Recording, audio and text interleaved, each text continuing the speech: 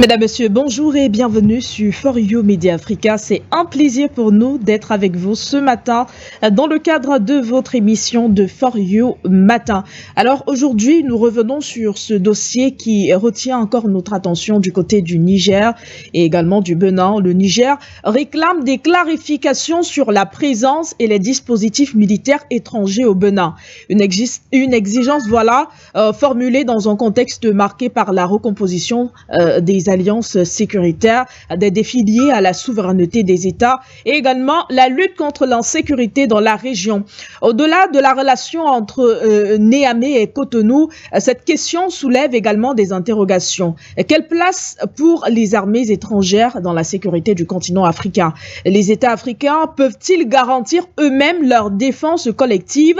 Et comment concilier souveraineté nationale, coopération régionale et impératifs sécuritaires? On en parlera avec vous, mesdames, messieurs, et c'est après cette transition.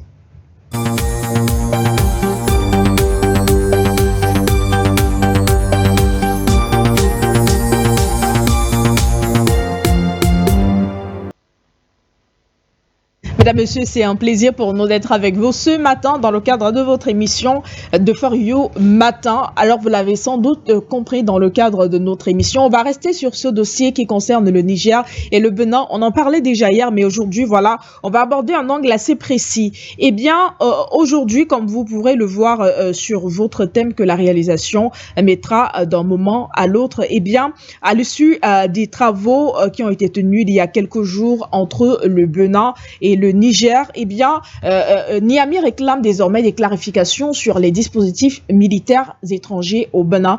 On en parle avec vous, mesdames, messieurs, et bien sûr avec nos invités. Comme toujours, nous avons choisi pour vous des invités de qualité qu'on va présenter. Alors, sur ce plateau, nous sommes avec vous, Dr Niamsi. Bonjour et bienvenue. Bonjour Madame Bala, bonjour à mon co-discutant que vous aurez le soin de présenter de façon succincte tout à l'heure.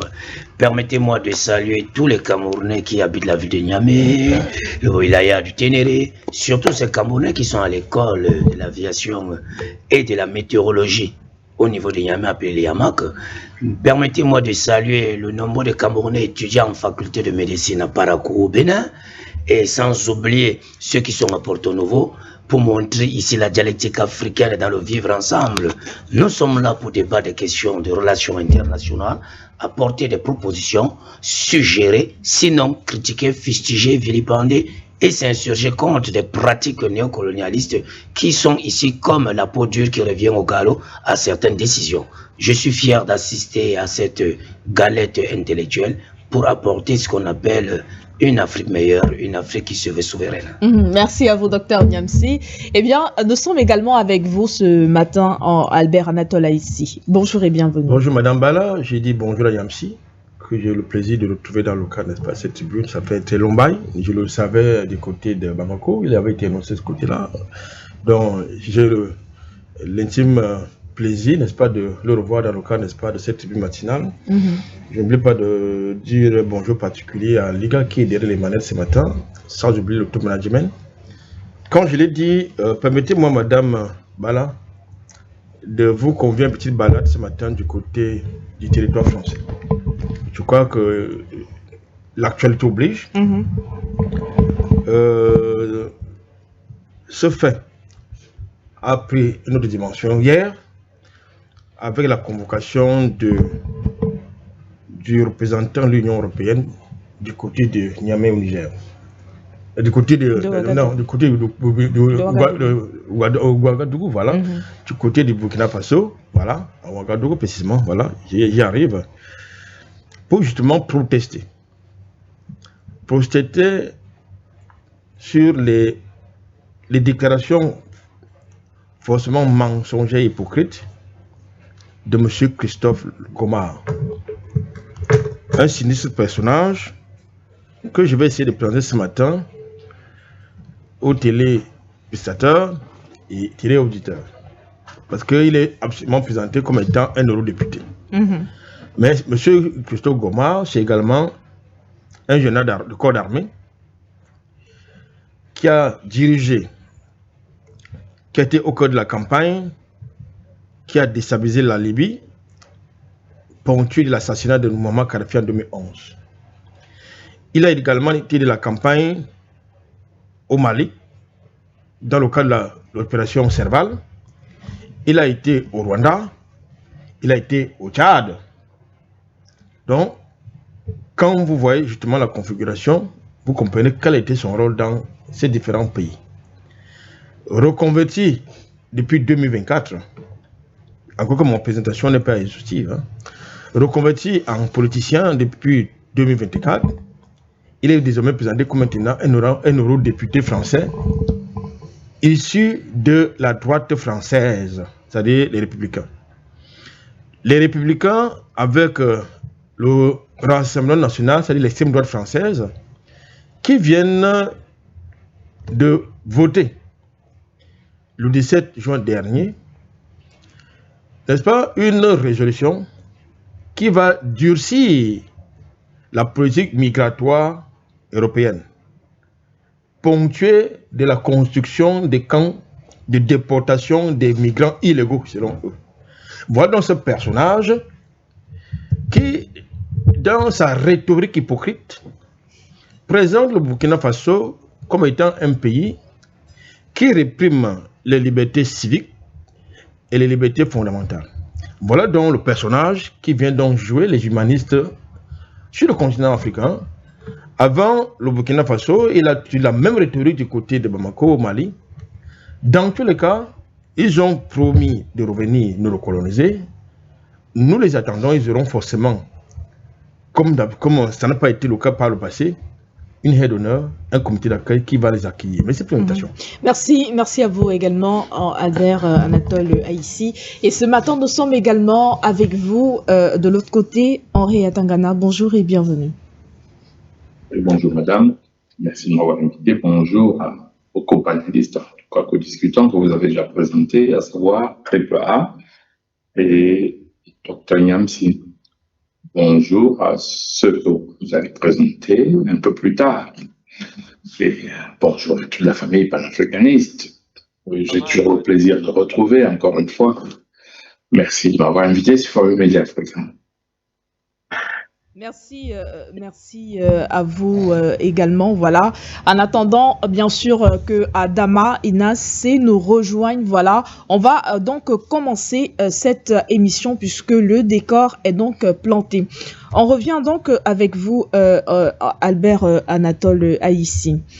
Le 22 juin 2026, à l'issue des travaux des experts béninois et nigériens qui s'est tenu du côté de Cotonou, eh bien, le général Mohamed Toumba a exigé une transparence totale sur les dispositifs militaires étrangers stationnés près de la frontière. Écoutez, déjà, il faut remettre cet événement dans cette actualité, si vous voulez, dans le contexte. Tout en rappelant que je crois en juillet 2023, après la révolution des patriotes nigériens, l'ancien régime a décidé de manière unilatérale, c'était tout son droit, de fermer la frontière avec son voisin qui s'appelle le Niger. Je parle du Bénin, dirigé par Patrice Talon, qui avait décidé, n'est-ce pas, de fermer, n'est-ce pas, la frontière de son pays avec le Niger. Pas exclusivement pour les prisons de sécurité. Non. Les raisons évoquées à cette époque, dans ce contexte, portaient sur un sentiment de protestation n'est-ce pas, de la chute de M. Bazoum, qui avait été embrigadé par les révolutionnaires.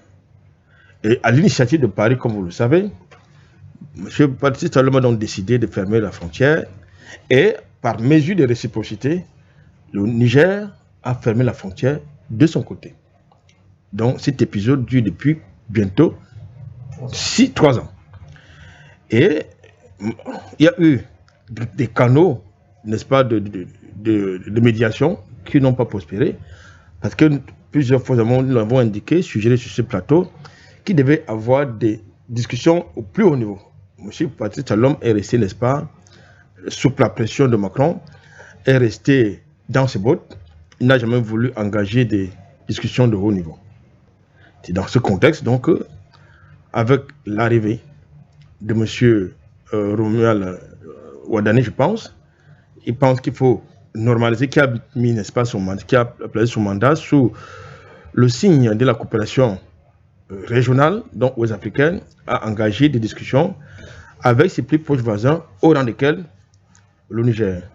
Et vous savez que la fermeture de la frontière entre le Niger et le Bénin a eu un impact négatif au niveau des activités économiques, étant entendu que le Niger étant un pays qui ne dispose pas de façade maritime, assurer ses importations et ses exportations, n'est-ce pas, dans le port de Cotonou. Vous comprenez donc que ça a été, j'ai envie de dire, un manque à gagner et surtout un préjudice. Comme nous l'avons dit, et pour revenir à votre question, il faut prendre en compte 3 éléments. La première, c'est qu'à l'issue justement de ces travaux des experts qui se sont achevés, je crois, le 21 juin dernier, il est question de renégocier les accords de coopération entre les 2 pays, notamment les accords de sécurité, les accords en matière de défense, et surtout les accords liés à la clarification, n'est-ce pas, de la présence des armées étrangères en territoire béninois. C'est vrai qu'il s'agit là de questions qui relèvent de la souveraineté du Bénin. Du moins, ce n'est pas de ses choix. Il n'y a pas de la souveraineté externe. Parce que, en tant que pays souverain, le Bénin a également le droit de choisir ses partenaires géopolitiques ou stratégiques. Donc, ça ne devait pas faire l'objet de quelques contraintes, de quelques exigences par un autre tiers. Mais le contexte obligeant, il est quand même question ici de voir qui sont les partenaires stratégiques, notamment en matière de défense, en matière de sécurité du Bénin, pour des raisons de sécurité de l'autre côté, sur le temps, plus que en 2023, vous le savez, l'armée française qui avait été chassée du côté du Niamey s'est redéployée de l'autre côté. Je crois que les autorités, l'ancien régime n'a jamais accepté, admis qu'il existait une quelconque présence de l'armée française du côté du Bénin. Nous l'avons à plusieurs reprises démontré sur ce plateau qu'il existait bel et bien, n'est-ce pas, la présence de l'armée française du côté en territoire béninois. D'ailleurs, lors de la tentative de renversement de M. Talon le 25 décembre dernier, je crois, que s'est-il passé? Ce sont les forces spéciales françaises stationnées au Bénin qui sont intervenues. Ça donne dire qu'ils ont un territoire. Parce qu'une armée, ce n'est pas une armée, ça a un territoire, c'est un espace géographique, ça occupe un espace géographique. Donc, ce qui conforte dans le fait que la réalité, selon laquelle il existe bel et bien une armée étrangère en territoire béninois. C'est vrai qu'à demi-mot, les autorités béninoises l'ont armée, mais pas dans le sens d'une base militaire, mais dans le sens d'une forme de coopération militaire pour la formation, n'est-ce pas, des éléments de l'armée béninoise. Donc, je crois que c'est à ce niveau, et pour la sécurité du Niger, que le Niger, justement, exige des clarifications auprès de son proche voisin. C'est-à-dire que vous savez qu'aujourd'hui, le dossier de la libération de Bazoum par la force militaire n'est pas totalement classé. C'est quelque chose, quand vous suivez, n'est-ce pas, le bavardage de celui qui a fait le vide de mon coup de gueule tout à l'heure, je parle de Christophe Goma, il est également revenu sur cette question, je crois, en début d'année, demandant la libération de M. Bazoum, c'est-à-dire l'Union européenne, qui exige, qui s'ingère dans les affaires internes d'un État souverain pour demander la libération d'un ancien président de ce pays à qui on demande les droits. Et s'expliquer sur le comment et le pourquoi des choses. M. Christophe Goma, ancien agent français, ancien Barbouza, désormais revêtu de costume d'eurodéputé, demande des comptes à un État souverain. Il faut être français pour le faire. Merci à vous, Albert Anatole ici. Alors voilà, la réalisation nous informe que notre dernier panéliste, il est avec nous. On va le présenter rapidement. Adama Inassé, bonjour et bienvenue sur For You Matin.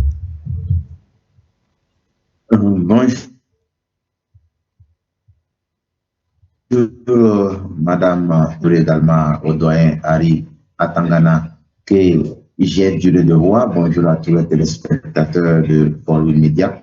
aux techniciens, aux PDG et toute la galaxie panafricaniste. C'est un honneur d'être avec vous sur ce plateau, puisque en tant que panafricaniste, un jeune à la table des aînés, c'est une bénédiction et également une école pour moi. Donc, merci pour cette invitation. Voilà, c'est nous qui vous remercions. Vous ne partez justement pas. Je ne sais pas si vous avez écouté les propos de Albert Anatole Haïssi tout à l'heure. Il a justement évoqué un point extrêmement important lorsqu'il dit que le Niger ne remet pas en cause la souveraineté du Bénin de choisir ses partenaires, mais que Niamey cherche à savoir précisément qui est présent sur le territoire béninois pour des raisons de sécurité nationale. Alors, selon vous, Adama Inassé, se situe exactement la frontière entre la souveraineté du Bénin et le droit du Niger à garantir sa propre sécurité? Oui, bien entendu, le triple A a souligné des aspects qui sont indéniables parce qu'il faut noter que le Niger avait eu vraiment beaucoup d'expériences négatives avec le Bénin, sous la présidence du président Patrice Talon. Non seulement les décisions prises par la CEDEAO sous l'influence de la France ont été scrupuleusement réalisé par le Bénin, mais non seulement cela, Patrice Talon a également porté des coups au gouvernement et au peuple nigérien sans réfléchir aux liens qui lient ces deux États. Au-delà de cela, il faut savoir que nous savons très bien que la France, surtout l'élite française, met toujours la pression sur les dirigeants nigériens et manipule les dirigeants béninois et manipule le plus souvent les chefs d'État qui sont toujours soumis à la France. Donc ici, bien entendu, le Niger doit vraiment demander des garanties. Parce qu'aujourd'hui où nous sommes, le Niger a toutes les preuves que la France a une base au Bénin. Le Niger a toutes les preuves que la France manipule les autorités béninoises pour mettre la pression sur les États de l'AES. Le Niger également sait que les terroristes arrivent vraiment à s'installer à la frontière béninoise, bien entendu avec l'appui de l'armée française. Alors, certes, le Bénin est un État souverain, mais la collaboration entre deux États souverains demande une sincérité sans faille. Nous savons aussi qu'il y a eu plusieurs fois où la perfidie, pas plus loin que le mois passé, où la perfidie au niveau de la frontière burkinabé et ivoirienne, nous avons remarqué qu'il y a des militaires ivoiriens qui se mélangent souvent aux terroristes, ou en tout cas, même s'ils ne sont pas officiellement déclarés étant en mission gouvernementale étatique, nous avons des incursions de l'armée ivoirienne, soit des gendarmes, soit en tout cas des militaires, qui se retrouvent au niveau du Burkina Faso et qui n'a pas d'explication. La même chose se passe au niveau de la frontière entre le Mali et la Mauritanie, où les autorités militaires mauritaniennes se trouvent sur le territoire malien, soi-disant que c'est de leur ressort. Et également, nous savons que les terroristes se réfugient entre-temps au Bénin, dans le parc W, et que l'armée française, soi-disant patrouillant au niveau du parc W, on sent l'insécurité grandissant avec ces manœuvres qu'on n'arrive pas à expliquer. Alors, si le Bénin veut vraiment collaborer avec le Niger, il faudrait qu'on ait vraiment des points sur les i par rapport à ces domaines-là. Et voilà pourquoi le Niger demande vraiment des clarifications. Alors, si on doit également être des partenaires sincères, c'est vrai. Par exemple, lorsque vous voyez dans la constitution malienne, le Mali est prêt à céder sa souveraineté s'il s'agit vraiment d'une coopération régionale et africaine sincère. De la même manière, le Burkina également est prêt à céder sa souveraineté s'il s'agit d'une coopération sincère régionale et africaine. Cela veut dire quoi? Lorsqu'on est prêt a abandonné une partie de sa souveraineté. Ce n'est pas réellement abandonné, mais c'est l'agrandissement de la souveraineté africaine qui surplante la souveraineté d'un seul État. C'est comme entre les États de l'AES, vous verrez que lorsqu'il s'agit de l'AES, chacun est prêt à céder une partie de sa souveraineté de telle sorte que toute la région soit souveraine. Donc, et pour de telles collaborations, il faudra une sincérité dans les agissements. Il faudra une sincérité surtout ce qui concerne les États de l'AES. Il faudra une sincérité au niveau des renseignements concernant des ennemis qui n'ont pas de frontières. Et également, il faudrait une sincérité au niveau de nos partenaires stratégiques. Aujourd'hui, le Burkina, le Mali et le Niger ne cachent à personne qu'ils sont en train de collaborer avec la Russie. Et toutes les opérations que nous menons par rapport à cela, nous ne les cachons à personne. Mais pourquoi, sous Patrice Talon, bien étant donné que le Niger est les preuves qu'il y a une base militaire française au Niger, que l'État béninois le nie. Donc aujourd'hui, nous voulons être édifiés sur ces paramètres-là afin d'engager les relations, quelles qu'ils soient. Donc aujourd'hui, je ne dirais pas que le Niger est en train de demander au Bénin d'abandonner sa souveraineté, mais c'est cette même souveraineté même qui impose au Bénin d'être franc avec sa collaboration stratégique, d'être franc également en matière de sécurité, afin que nous pigeons nous-mêmes à partir d'une relation que nous venons de commencer, une relation qui nous a causé des dégâts, des décès et beaucoup d'autres pertes économiques. Donc ici, je pense que ce n'est pas une question de entre la souveraineté nigérienne et béninoise, mais c'est une question de confiance et de franchise entre les partenaires. Merci à vous, Adama Inassé. Alors, on va donc poursuivre sur ce plateau avec vous, docteur Niamsi.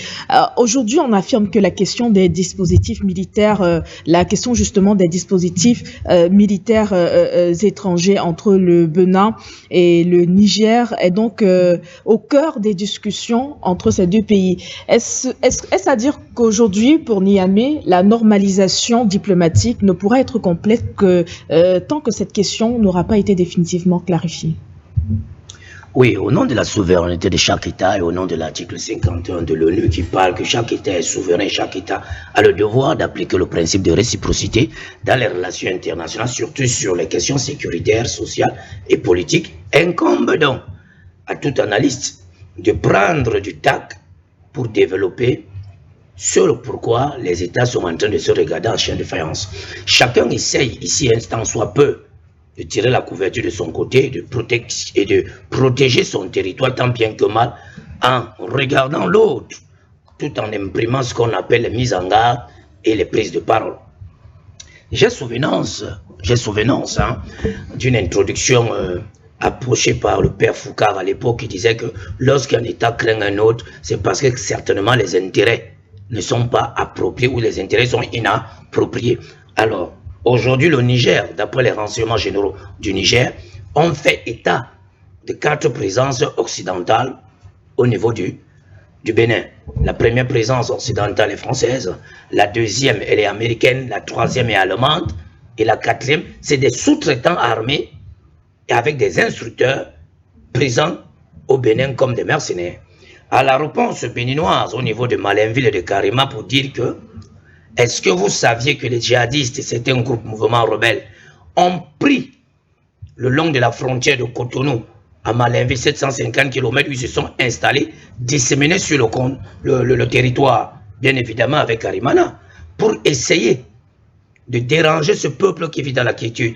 C'est pourquoi vous voyez cette présence qui vient là pour nous aider à éradiquer le djihadisme et le terrorisme.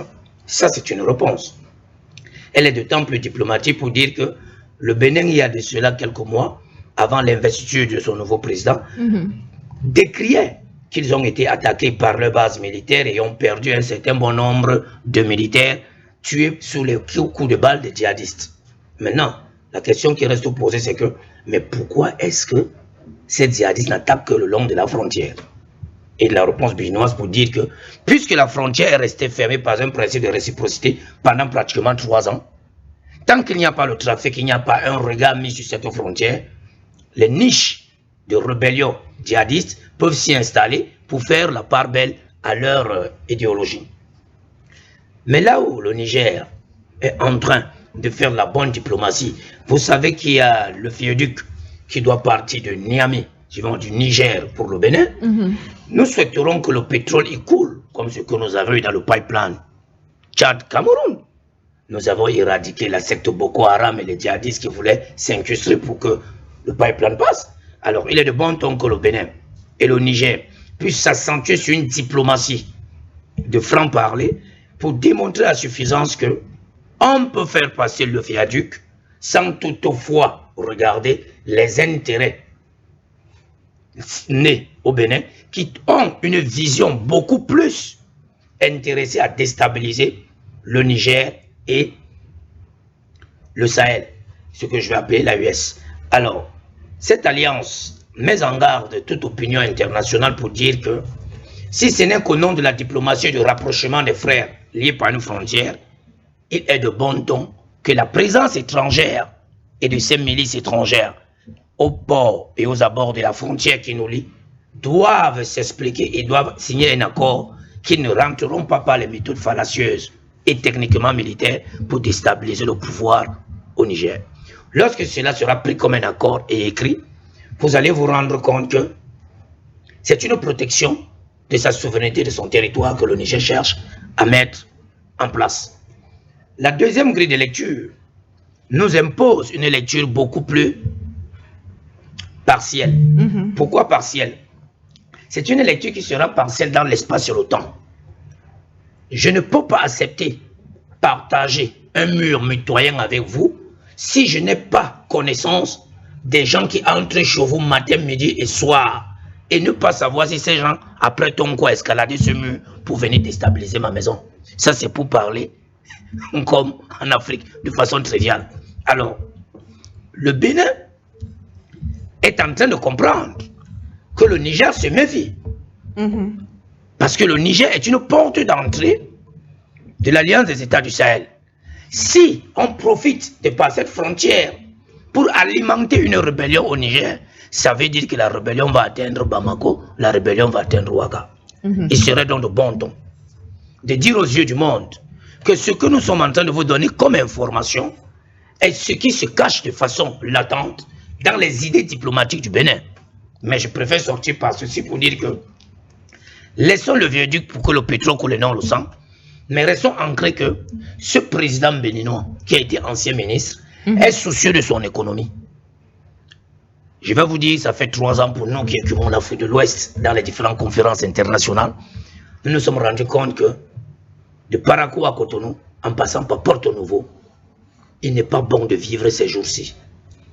Et je le disais sur votre plateau hier et sur notre plateau africain, il y a de cela quelques jours, du côté de Dakar, lorsque une frange quasi de la population active d'un pays est dénombrée à 30 000 emplois directs au chômage, si chacun avait 2 personnes à nourrir à la maison et une épouse, ça fait pratiquement 1 million de Béninois qui n'arrivent plus à vivre au-dessus de la norme internationale.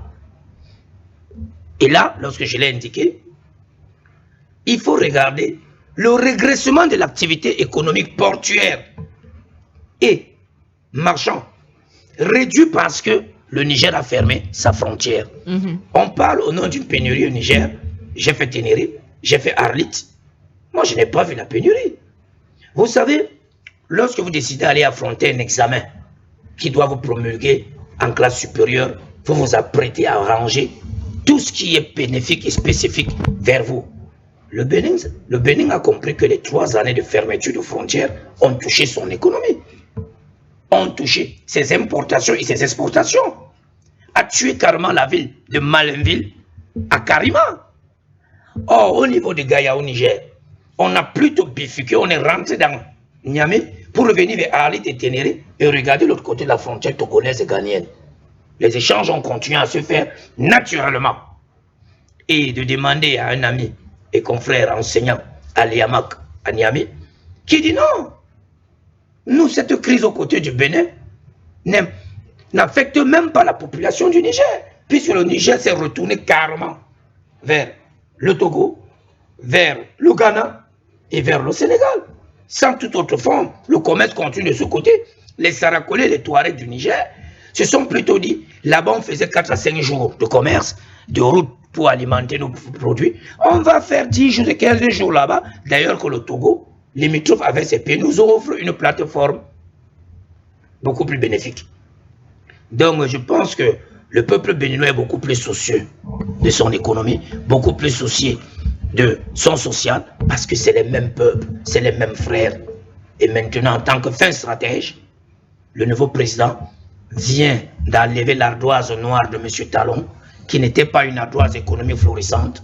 Talon ne part pas en laissant un Bénin tellement heureux, il part en laissant un Bénin avec beaucoup de chaos. Et vivement que les deux peuples frères puissent se retrouver, parler normalement que le pétrole coule plutôt dans le viaduc et non plus le sang, et que vivement de Karima à Malinville et à Gaïa, les peuples puissent s'unir à l'unisson et faire le commerce qui a été pour eux le coefficient le plus grandiloquent. Merci à vous, docteur Niamsi. Alors, Henri Atangana, tout à l'heure, le docteur Niamsi a établi un lien direct entre la sécurisation de la frontière et l'avenir du pipeline Niger-Benin. Alors, est-ce que la demande de clarification qui a été formulée par Niamey ne vise pas finalement à sécuriser un corridor stratégique devenu vital, non seulement pour l'économie nigérienne, mais aussi pour la stabilité de toute la sous-région? Le corridor est sécurisé, on se souvient qu'il appartient à la Chine, c'est le pétrole chinois. On se souvient d'ailleurs que il y a eu les problèmes entre le Bénin et les pays de l'AES. Vous vous souvenez, quand cette frontière a été fermée, le pétrole a continué à couler jusqu'au moment où le Bénin a fermé l'acheminement de ce oléoduc. Et les problèmes d'ailleurs, ce problème a été arrangé en Chine. Donc, si vous vous souvenez très bien, c'est parce que ça fait quelques années. Pour être précis, pour que les gens comprennent très bien ce qui se passe, quand les pays de l'AES sortent de la CEDEAO, vous vous souvenez de tout ce qu'il y a eu comme pression, comme menace, et même promesse d'envoyer des militaires rétablir ce qu'ils appelaient l'ordre constitutionnel. Un non-sens. C'est pas ce que établir l'ordre constitutionnel. À ce moment-là, il y a des sanctions vis-à-vis de ces pays de l'AES qui sont les sanctions financières, au-delà des sanctions financières. Des pays se sont mis ensemble, notamment le Nigeria, le Bénin, mais la Côte d'Ivoire, qui ont même voulu envoyer des hommes au sol. À l'époque, il s'agissait de rétablir Bazoum. C'est à ce moment qu'il y a eu ce conflit-là au niveau de l'ODUC, parce que vous m'avez demandé de parler de l'ODUC spécifiquement. Et l'ODUC avait été fermé. Vous vous souvenez d'ailleurs qu'un ingénieur avait été exfiltré après avoir été arrêté par le Bénin. Vous vous souvenez de ces événements? C'est important de les mettre en perspective pour comprendre ce dont il s'agit. Un ingénieur qui s'occupait de l'ODUC. Mais en réalité, c'était les intérêts chinois et du pétrole chinois. Et le problème s'était arrangé il y a quelques années en Chine. Là, pour répondre, mais je crois que c'est pas le problème essentiel. Parce que là, ils se sont arrangés, les Chinois ont sécurisé leur approvisionnement en pétrole et la frontière est quand même restée fermée. C'est de ça qu'il s'agit. Et alors, le Niger a dit, les pays de l'AES en général ont dit, on peut ouvrir la frontière à condition qu'on sera sûr qu'on ne sera pas attaqué. C'est quoi le problème de fond? Je l'ai toujours dit ici, ceux qui m'ont écouté plusieurs fois, vous ne pouvez pas accepter en Afrique qu'il y ait des bases militaires étrangères sur le sol africain et prétendre avoir une souveraineté. Il s'agit de quoi là dans les pays de l'AES? Il s'agit de... Est-ce qu'il y a un problème entre le Bénin, le Niger et les pays de l'AES? Non. Tous ces problèmes sont pilotés par l'impérialisme qui déstabilise, qui essaie d'imposer sa mainmise. Donc, vous ne comprenez ça, vous tournez où vous voulez. Après les indépendances, ils nous ont envoyé les mercenaires, les bobs de nard. Ils envoyaient parfois même leurs propres armées déstabiliser les chefs d'État africains qui ne voulaient pas se soumettre. Se soumettre, ça veut dire quoi? C'est-à-dire que nos matières premières, nos richesses leur sont données au détriment des populations africaines. Mais comment les Africains font pour ne pas ouvrir les yeux? Et il y en a même à qui croient au bienfait de la colonisation. La colonisation n'était que la continuité de l'esclavage. Si vous croyez au bienfait de la colonisation, ça veut dire que vous croyez au bienfait de l'esclavage. J'ai entendu des horreurs parfois sur certaines chaînes de télévision. Je dis bien des horreurs. J'ai entendu je vais bien préciser la chaîne de télévision, c'était sur France 2. Un soir, une dame disait que l'esclavage n'était pas si mauvais parce que le maître devait bien entretenir l'esclave qui était sa force de travail. Et cette femme était d'origine juive. C'est un peu comme si on arrivait et qu'on vous disait que, puisqu'il y avait des camps de concentration, enfin, appelés des camps, où les Juifs travaillaient, que Hitler les entraînait très très bien puisque c'était leur force de travail. Si quelqu'un vous dit ça, ce sera une horreur. Un camp de concentration, on allait pour y travailler jusqu'à ce que mort s'ensuive. L'esclavage a fait des millions de morts. Comment la colonisation a fait des millions de morts? Comment un être humain normalement constitué peut dire que la colonisation a eu des bienfaits? Lesquels? Ah oui, ils ont construit des routes. Ah oui, c'était des gens dans les arbres avant. D'abord qu'on ne connaît pas l'histoire. L'histoire de l'Afrique n'était pas des gens vivant sur des arbres. Et en plus, moi, je vais bien vivre dans mes arbres. Mais le peuple africain est né à exister avant les peuples indo-européens. On n'a pas attendu pour qu'on continue à exister qu'ils viennent nous apporter l'antibiotique. Voilà, bref, ça c'est d'autres considérations. Donc il s'agit de ça. Et alors, de plus en plus, il y a eu la néocolonisation, et puis maintenant, la néocolonisation, c'est-à-dire le système dans lequel on est. Il est le même que la colonisation, sauf qu'on a remplacé les gouverneurs qui étaient des blancs et les colons par des gouverneurs noirs, qui sont des administrateurs civils principaux, qui administrent les colonies. Vous avez vu, si vous regardez très bien chez nous au Cameroun, vous allez vous rendre compte d'une chose. C'est-à-dire que ceux qui sortent de nos écoles de l'ENAM, qui sont des administrateurs civils, quand on leur dit faites une route, ils se demandent des budgets, ils lancent un appel d'offres. Ça leur paraît normal parce que c'est ce qu'on leur a appris. Mais en aucun moment, ils se sont dit, si je veux faire la route chez moi, je dois la faire moi-même. Son premier réflexe, c'est-à-dire que c'est vraiment comme le colon lui a appris. Il ne sait rien faire. Il ne peut pas se dire, mais ça fait 60 ans d'indépendance. Comment se fait-il que nous avons une école polytechnique, des écoles de ponts et chaussées? Comment ça se fait-il que nous allons chercher des gens pour faire des routes chez nous? Nous formons des médecins et nous allons nous soigner là-bas. C'est une question qui ne se pose pas. Parce qu'ils administrent la colonie. C'est ça la néocolonisation. Et on a tué tout le monde qui voulait l'indépendance. Aujourd'hui, les pays qui veulent les indépendances ont d'autres problèmes. Et ce sont ces problèmes-là dont on parle là. Et c'est la raison pour laquelle le Niger se dit que si une base militaire française au Bénin, elle va inquiéter ma sécurité. Parce que au départ de ces bases militaires vont se déployer les déstabilisations. Pourquoi on tourne autour du pot? C'est de ça qu'il s'agit. Ça n'a rien à voir avec enfin, rien à voir, il y a un peu de ça. Un peu, oui. Mais c'est une considération accessoire. S'il y a une base militaire en Côte d'Ivoire, s'il y a une base militaire étrangère au Niger, ce n'est pas pour régler les problèmes entre Bénin, Niger ou les pays de l'AES. C'est pour continuer à dominer les pays africains du point de vue militaire. Parce que la domination du monde n'est pas une domination diplomatique.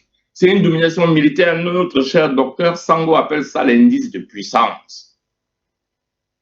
Donc le Niger dit, moi je veux bien ouvrir mes frontières à condition que j'ai une information précise sur ce que tu déploies sur ton sol en tant que voisin, d'abord parce que tu es africain, en plus parce que nous avons une frontière commune, je dois avoir une connaissance de la présence militaire étrangère dont je dois pouvoir évaluer la menace.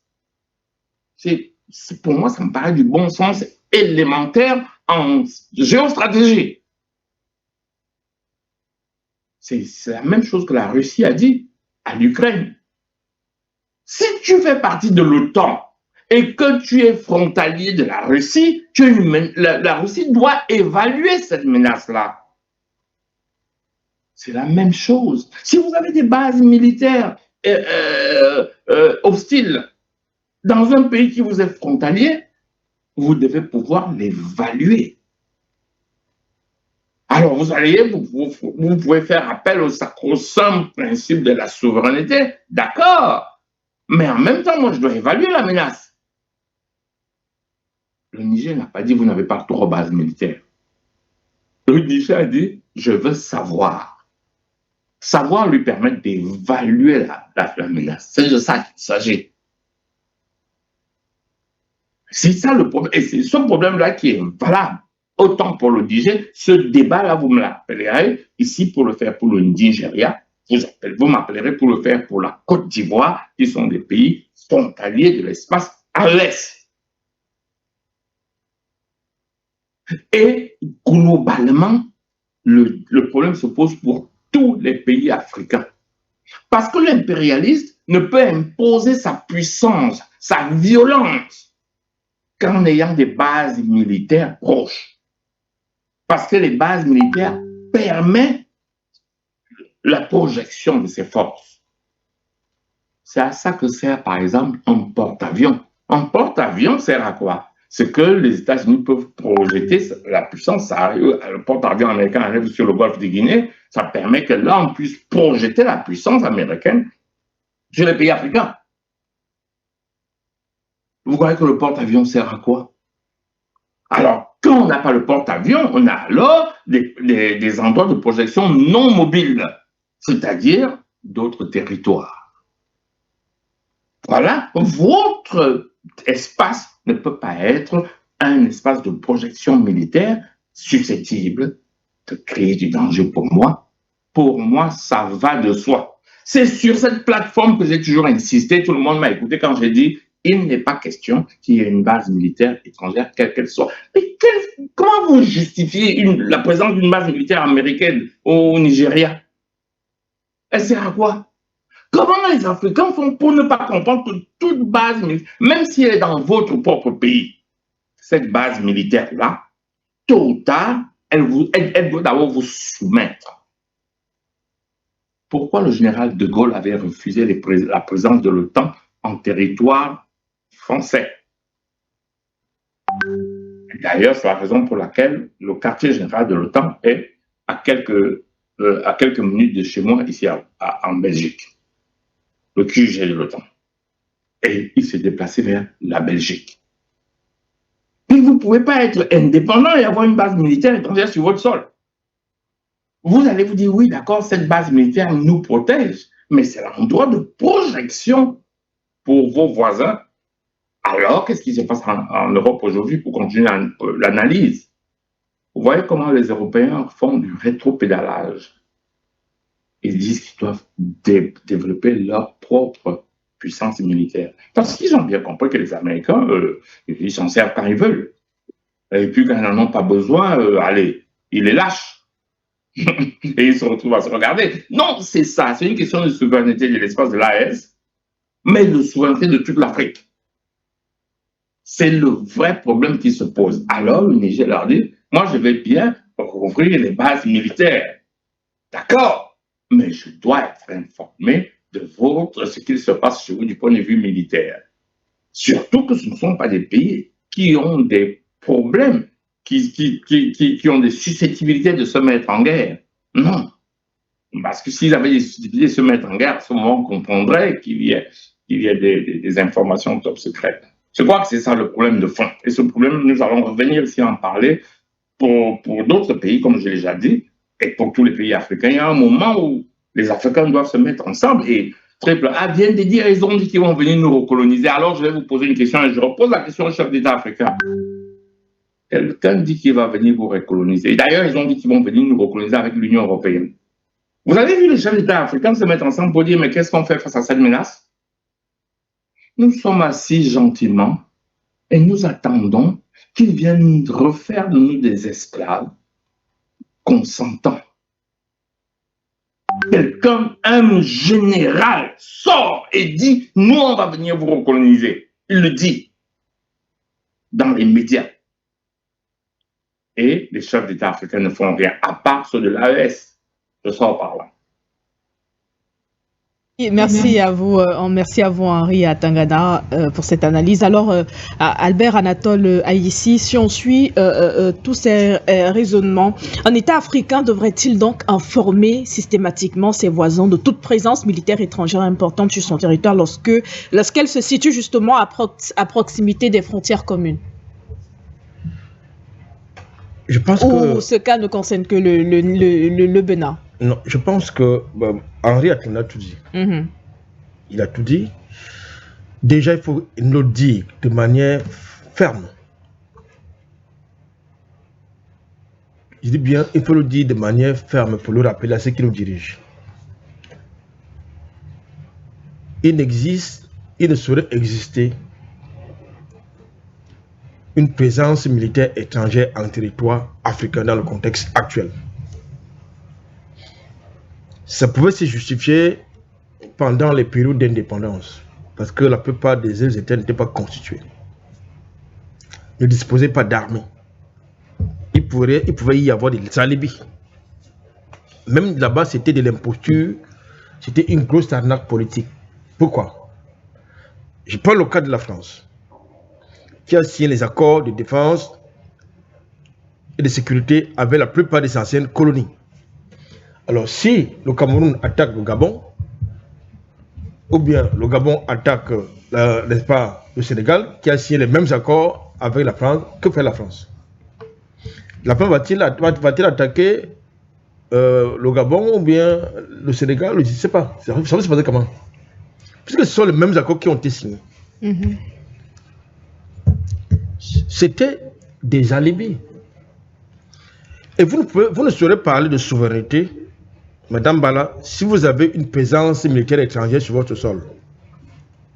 Si vous avez des bases militaires étrangères sur votre sol, vous ne saurez parler de souveraineté. Quelle soit la souveraineté interne, quelle soit la souveraineté externe qui est dictée par les institutions, je dis par les instruments juridiques internationaux, c'est-à-dire les conventions, les traités, du point de vue du droit international. Vous ne pouvez pas le dire. Maintenant, pour revenir à votre question, comme je l'ai dit, rien ne saurait justifier donc la présence des armées étrangères, que ce soit dans mon pays le Cameroun, parce que j'ai appris que la racaille américaine, comme je l'appelle, est en train de se repositionner à l'extrême nord. C'est les Américains qui ont été chassés de mon territoire, de mon pays en 2019, sont en train de revenir s'installer en l'extrême nord, précisément à Garoua, soi-disant pour avoir une projection au Sahel. Donc mon pays va leur servir de base arrière, n'est-ce pas? C'est-à-dire mon pays, le Cameroun, va servir de base arrière aux activités militaires américaines. Avec l'approbation des dirigeants camerounais, il y a un problème. Il y a un très grand problème. On a vécu le même scénario en 2011, je pense. C'est-à-dire, vous avez carrément l'armée française qui était en train de hisser son drapeau. Je crois que c'était toujours à l'extrême nord. Il a fallu la contestation des populations pour que cette armée... Et on n'était pas au courant. C'est sur une chaîne de télévision à l'époque, et en direct, c'était le débat panafricain à l'époque, que nous informons. C'est à travers cette émission-là que les autorités politiques de mon pays ont été informées de ce que l'armée française était sur un territoire à Cameroun, en train de hisser son drapeau. Et vous voyez donc que là, il y a un gros problème. Et la même chose, du côté du Nigeria voisin, vous avez l'armée américaine, pratiquement le même nombre d'éléments, parce qu'il a officiellement, c'est 200 militaires américains qui seront prépositionnés à l'extrême nord. C'est le même nombre qui est annoncé du côté du Nigeria. Encore que moi, je sais que c'est faux. Pour faire quoi? Pour avoir des projets. D'abord, au Nigeria, le narratif est différent. Donc, les motivations sont différentes. Au Nigeria, c'est pour aider à lutter contre Boko Haram. Au Nigeria. Et à former les éléments de l'armée nigériane. Ah bon? C'est-à-dire l'armée nigériane qui était engagée dès la CEDEAO pour aller libérer le soldat Bazoum. Donc, cette armée allait se mobiliser sans avoir une expertise en matière opérationnelle. Chez moi au Cameroun, dit non, elle va avoir une projection, elle va aider au renseignement de qui? Allez savoir. Et avoir une projection pour contrer le Sahel. Contre qui? C'est-à-dire, vous amenez sur le continent africain les éléments du problème. Que ce soit l'armée américaine, que ce soit l'armée britannique, que ce soit l'armée belge, que ce soit l'armée française, ça fait partie du problème africain. Je le répète sur ce plateau. Tout à l'heure, j'ai convoqué les questions de souveraineté. C'est-à-dire que chaque pays a la latitude, du point de vue de sa souveraineté, de choisir ses partenaires stratégiques et géopolitiques. Je suis d'accord. Mais dès lors, si vous avez des partenaires qui peuvent être un problème pour la sécurité, pour la stabilité de mon pays, ça peut justifier la posture du Niger, c'est-à-dire maintenir sa frontière fermée. Et renforcer surtout le dispositif de renseignement. Parce qu'il ne suffit pas de garder, parce que même ces frontières peuvent être, n'est-ce pas, infiltrées, peuvent être violées. Donc, surtout qu'entre le Niger et le Bénin, la frontière n'est pas, elle est assez grande, elle n'est pas étanche, elle n'est pas étanche. Alors, cette question ne devrait s'appliquer que sur le Bénin ou sur tous les États? Je viens de vous dire que, de manière globale, il ne devrait avoir aucune présence d'une armée étrangère en territoire africain. Parce que le contexte n'est plus le même. Nous avons désormais les armées qui soient capables de défendre l'intégrité de notre territoire, d'assurer la sécurité de nos populations. Donc, tout ce blablabla que vous acceptez là, ce sont des gens qui font dans la sous-traitance internationale, notamment la transaction géopolitique. Vous avez, une parenthèse, vous avez l'armée américaine, non, pas l'armée américaine, vous avez l'armée israélienne, qui est annoncé au Somaliland, qui n'est pas encore un État reconnu, qui n'est pas un État reconnu par les États internationaux. C'est-à-dire, Israël va avoir une base militaire au Somaliland. Une base militaire qui a été conçue par les Émirats Arabes Unis. Selon vous, que vient faire une base militaire israélienne sur un territoire africain et sur le temps qui n'est pas reconnu du point de vue du droit international et par les instances internationales? Que vient faire une armée et la base d'une armée israélienne sur ce territoire-là? Après la base, il a également annoncé l'installation d'une base américaine sur le même territoire. Pourquoi? C'est pour faire quoi? C'est pour vous offrir quoi? Pour vous offrir les cacahuètes? Du tout. Vous avez des porte-avions mobiles tout à l'heure. Henriette vous a bien dit cela. Vous avez les porte-avions mobiles, c'est-à-dire les porte-avions, les navires, tout ce que vous voulez. Mais vous avez les porte-avions fixes. Et vous avez beaucoup de pays africains qui servent de porte-avions. Vous avez Djibouti qui a réussi l'exploit. Un petit territoire constitué d'une population qui n'atteint même pas, je crois, 3 millions, mais qui a réussi l'exploit d'accepter sur son territoire tous les bases militaires que la Terre n'a jamais connus. Vous avez l'Éthiopie. Il ne faut pas oublier l'Éthiopie, qui est également le porte-avions américain. Il ne faut pas oublier, c'est important quand on fait dans les analyses, il faut savoir qui fait quoi. Vous avez l'Éthiopie qui est un porte-avions américain. Vous avez l'Éthiopie qui est un porte-avions américain. Vous avez désormais la Mauritanie qui est un porte-avions américain. Et plus globalement de l'OTAN. Il faut donc faire très attention. Vous avez le Maroc qui est un porte-avions américain. Et la plupart de ces pays sont tout autour de, n'est-ce pas, des pays du Sahel. Et vous avez désormais le Tchad qui a accepté d'être un porte-avions français. Il chasse la France par la porte et la France revient par la fenêtre. Vous avez le Niger qui est désormais un porte-avions à la fois américain et français. Et vous savez que dans leur projection de déstabilisation du continent africain, notamment du golfe de Guinée et des régions des Grands Lacs, il y a beaucoup de pays qui sont la cible. Justement, d'abord les pays du Sahel, tels que les pays de l'AES, et en plus, le Cameroun. Et vous savez que si le Cameroun est déstabilisé, c'est foutu. Vous avez oublié notre porte-avions, le Rwanda. Le porte-avions, c'est-à-dire, le Rwanda, c'est un porte-avions américain, français et de l'Union européenne.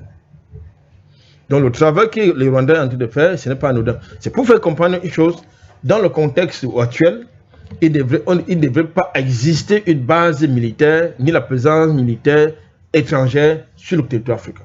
Ce débat devrait être clos depuis. Donc, nous pensons que, pour nous, parce que c'est en fait, c'est une insulte. C'est une insulte à nos armées. Quand Bazoum est déchu, mais l'une des motivations, c'est que justement, lui, en tant que le commandant en chef, estime que son armée n'est pas opérationnelle, n'a pas les moyens de lutter contre le terrorisme, alors que c'est lui qui a les moyens, justement, de donner les moyens à la fois logistiques, financiers et humains à son armée. Pourquoi? Parce qu'il avait accepté sur son territoire la présence de toutes les bases militaires américano-occidentales, c'est-à-dire, déjà, il est quand même paradoxal que vous êtes un pays qui vit grâce à l'aide au développement, mais vous acceptez que quelqu'un vient construire une base de drones à plus de 100 milliards de dollars, alors que cet argent devrait servir plutôt à promouvoir l'agriculture, ce qui est paradoxal. Je parle de la base de drones des Américains, qui a été construite pas très loin de Niamey. C'est incompréhensible. C'est-à-dire, donc, ils préfèrent vous parachuter, vous élitoyer l'aide alimentaire, au lieu de vous donner de l'argent pour promouvoir les activités agricoles. C'est quand même des choix paradoxaux. Bon, voilà, Madame Bala, je crois que j'ai répondu à vos questions. Mais je voudrais quand même dire une chose pour terminer. C'est une insulte à nos armées que la présence des militaires étrangers, les bases militaires étrangères ou bien des armées étrangères sur nos sols, parce que nos armées sont payées par notre argent pour faire le job. Et je ne suis pas sûr qu'on peut être mieux protégé par les armées étrangères que par nos propres armées. Merci à vous, Albert Anatole Haïssi. Mesdames, Messieurs, voilà, comme vous le savez, vous pouvez également participer à cette émission et donc nous appeler sur ces numéros qui s'affichent tout juste au bas de votre écran. On va les rappeler rapidement pour ceux qui nous écoutent sur la 96.3 FM, notre radio. Appelez-nous donc sur ces numéros, notamment le plus 237 6 93 58 96 68 ou encore le plus 237 6 83 20 96 91. Alors, appelez-nous, n'hésitez surtout pas et ce sera un plaisir pour nous de vous répondre et de vous écouter. Justement, on va prendre notre premier appelant, notre appelant fidèle, Monsieur Ibrahim de l'Italie. Bonjour et bienvenue. Voilà, cependant, nous vous prions d'être précis et concis lorsque vous prenez la parole. Ça permettrait également à d'autres personnes comme vous de pouvoir nous appeler. Allô, bonjour à vous, Monsieur Ibrahim, et bienvenue. Oui, bonjour Madame Bala, bonjour à Papa ici, bonjour à Papa Docteur Niamsi, bonjour au grand frère Adama, et comme d'habitude, heureusement, il est là aujourd'hui. Bonjour à Papa Riatangana, mon idole. Alors, on n'a pas presque beaucoup de choses à dire. Je remercie d'abord Doyen Haïssi d'avoir répondu à ma question l'autre fois. Parce que c'est ça que nous aimons. Quand certaines choses sont dites sur notre plateau, des gens comme nous, qui n'ont pas allé à l'école et qui n'ont pas aussi la chance comme nous d'écouter nos doyens comme ça, peuvent prendre ça quand il entend ça dans le quartier, il peut prendre ça comme une vérité. Pourtant, c'est pas une vérité. Donc, merci doyen pour la réponse. Alors, pour ce qui concerne entre Niger et le Bénin. Hier, nos panélistes l'ont dit, aujourd'hui encore, ceux qui sont là aujourd'hui ont réitéré. C'est-à-dire, c'est très difficile c'est-à-dire de se dire frère ou être c'est-à-dire des pays voisins et que vous ne partagez pas des renseignements et qu'il n'y a pas de confiance et qu'on on ne se dit pas certaines vérités, ça ne peut pas aller, Madame Bala.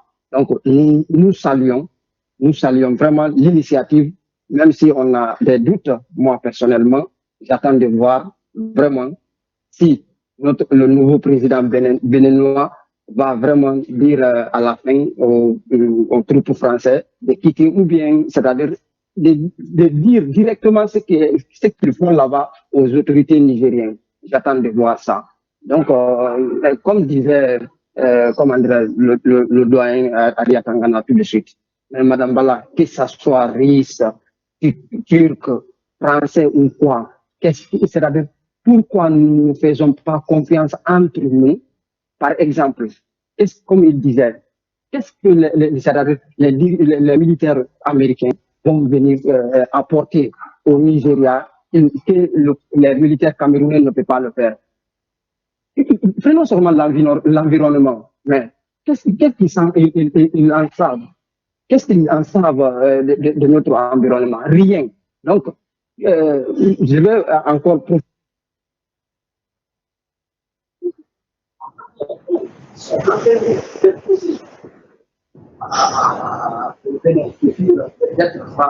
de faire la même chose en Algérie. Madame Bala, je refuse de reconnaître que aujourd'hui, des gens qui nous disaient que non, le Mali est attaqué parce qu'il a reconnu le Sahara occidental, ceci, cela ou quoi. Je refuse des gens qui disent ça et que aujourd'hui, le Niger est d'accord avec l'Algérie et que je vais comprendre que c'est l'État islamique qui revendique l'attaque de Niamey. Mais quand on dit c'est le génie qui a reconnu, pendant ce temps, génie c'est quoi? Parce que les gens disent seulement génie. On parle de l'Al-Qaïda. Mais l'Al-Qaïda, non. L'Al-Qaïda, c'est pas l'Al-Qaïda seulement. Hakimi, c'est dans génie. Al-Mourabitoun, c'est dans le génie. Seigneur du sang, c'est dans le génie. Ansardine, c'est dans le génie. Hakimi, c'est qui? C'est Youssouf Oubeida. Comment dirais-je? Amourabitoun, c'est qui? C'est Moutar Ben Moutar. Seigneur du sang du Moudiaou, c'est qui? C'est Dourdel. Ils sont tous algériens, Madame Sike, Madame Bala. Ils sont tous algériens. Donc, en dehors de tout ça, même si les chefs là ne sont pas des Algériens, en dehors de ça, du moment que les gens qui sont hébergés en Algérie, eux reconnaissent que c'est des doubles nationalités, que c'est des séparatistes, ce ne sont pas des terroristes. Le moment où ils ont dit que publiquement qu'ils sont avec le Génim et que Génim attaque Niger, Madame Sike, si le Niger ne fait pas un peu d'effort sur ce côté, moi, je refuse de comprendre ça. Je sors par là. J'avais une question au doyen, mais comme le temps presse, bonne journée, madame. Bonne journée à vous, Monsieur Ibrahim. Merci de nous avoir appelés. On va poursuivre. On va du côté de la Côte d'Ivoire avec vous, Monsieur Sidibé. Bonjour et bienvenue. Bonjour, Madame Bala. Bonjour, Ariel Tangana. Bonjour, Monsieur Aïssi. Bon, concernant les bases françaises et puis bases américaines, là, moi je ne comprends pas pourquoi l'Afrique accepte ça. L'Afrique doit se unir. L'Afrique, c'est un grand continent. L'Afrique n'est pas comme l'Europe, dispersée. Regardez la Chine. La Chine, c'est un grand continent. L'Amérique, c'est un grand continent. Est-ce qu'ils acceptent qu'un autre pays va venir poser les bases dans leur continent? L'Afrique, où Afrique il est là, l'Afrique doit se unir pour se mettre ensemble, pour laisser les... Est-ce qu'entre nous, les Africains, on va s'attaquer? On ne va pas s'attaquer. Seulement, on doit inquiéter. C'est les Européens qui vont venir nous attaquer. Et puis les Américains. Et puis les Chinois. Mais les Chinois n'ont pas prêt pour ça. Mais pourquoi nous, un grand continent, on ne peut pas se mettre ensemble et puis on accepte d'envoyer les pays occidentaux et puis les Américains, ils viennent poser les bases. Tant que les bases sont posées dans notre continent, là, on ne va jamais se unir, ils ne vont jamais accepter. Tous les présidents africains savent ça. Et regarde, AES, AES, quand ils voulaient se unir, ils ont chassé les Américains, qu'ils n'ont qu'à quitter les bases, et puis les Français. Les Français ont refusé de partir.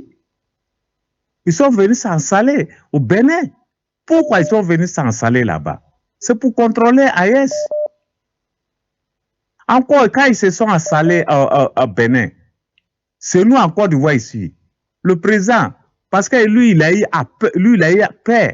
Parce que le mouvement qui venait, les citoyens ivoiriens ne voulaient pas les bases africaines, bases françaises sur les territoires. Notre président actuel, qu'est-ce que lui, il a fait? Il a fait une politique pour dire l'armée française n'ont qu'à rentrer et l'armée française n'ont pas rentré. Ils ont livré les bases seulement, on a changé le nom, mais ils sont en Côte d'Ivoire. Ils ne sont pas partis. Et la France aussi a fait tout pour la France en train d'entourer AES. Quand ils ont tout fait pour aller faire comprendre le président guinéen. Ils sont là-bas, mais ils ne se montrent pas. C'est Sénégal qui n'est pas accepté. La France est là pourquoi? C'est pour contrôler AES, pour ne pas qu'ils vont quitter dans l'esclavage. Mais pourquoi les dirigeants africains acceptent ça? Nous, les populations, on les a élus pour qu'on va quitter l'esclavage. Mais quand nous, on ne veut pas comment on appelle, les militaires aux entours, les Français. Mais pourquoi ils acceptent? Vos populations ne veulent pas. Et ils veulent se libérer, mais vous-même, vous ne voulez pas. En Afrique, les présidents ne comprennent pas. Les présidents, ils se font, et ils pensent qu'ils sont, comment on appelle, un roi. Non! Ils sont élus par les populations. Ce que la population demande, c'est ce qu'ils doivent faire. Mais les présidents africains ne comprennent pas ça. Oui, c'est quand ils viennent à la tête, là, oui, là, ils sont dieux. La population devient esclave. C'est pas ça. Ils sont là pour travailler. Ils sont là, c'est la population qui les a mis là-bas. On les paye pour qu'ils fassent le travail que nous on veut. Mais quand ils viennent, il faut au contraire. Aucune population africaine actuellement là qui veut la présence de France. Quand tous les pays africains, pays européens qui ont colonisé l'Afrique, et tous sont partis, c'est la France qui ne veut pas. Tout le monde sait que la France, il vit au dos de l'Afrique. L'Afrique, c'est colonie. Et regarde tous les sautés qui sont ici là. Et ils payent un peu où? C'est la France. Mais comment nous, on peut s'en sortir dans ça? Maintenant, quand tous les grands sautés qui sont en Afrique, ils payent un peu à la France là-bas. Mais où est l'intérêt de les sauter? Moi, je ne comprends pas.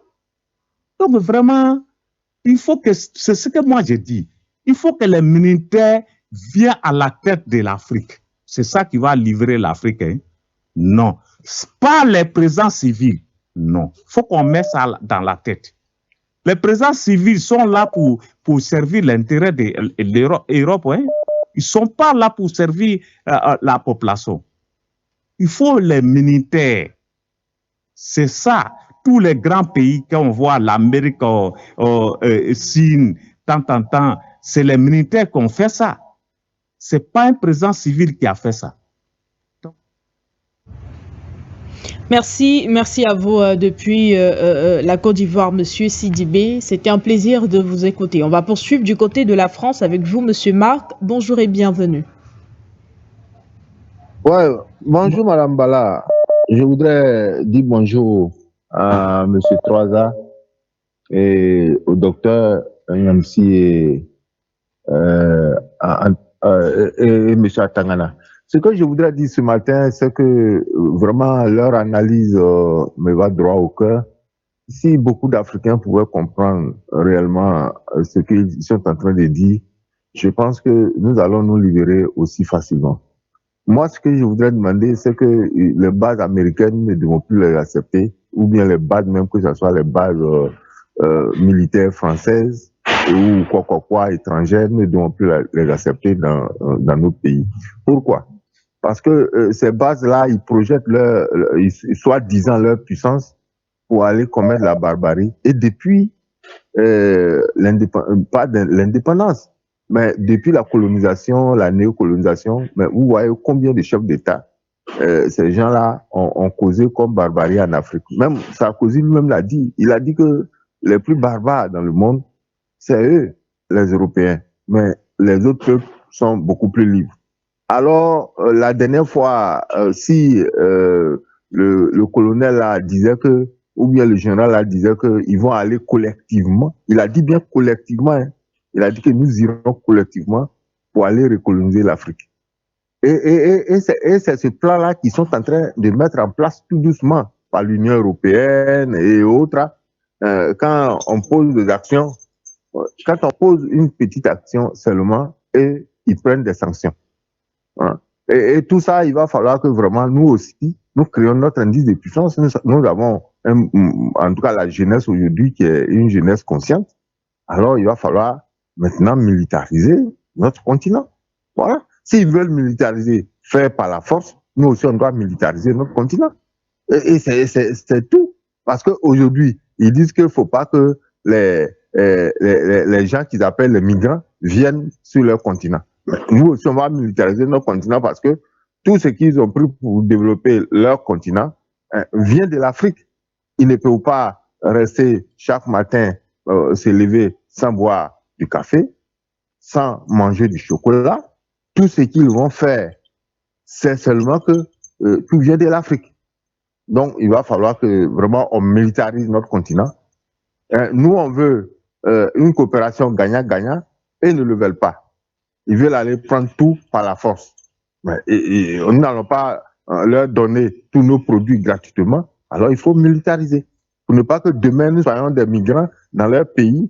Alors, il faut militariser tout. Comme ça, ils n'auront rien. Et puis bon, nous, on vendra nos produits à qui nous voulons, ceux qui nous respectent.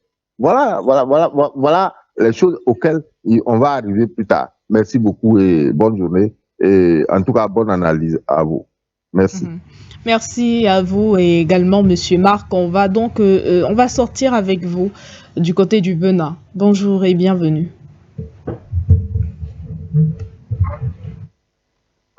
D'accord. Bonjour, monsieur. Bonjour, madame Bala. Comment vous allez? Je salue votre plateau, je salue tous vos invités, je salue tout le monde et je vous encourage de faire pour la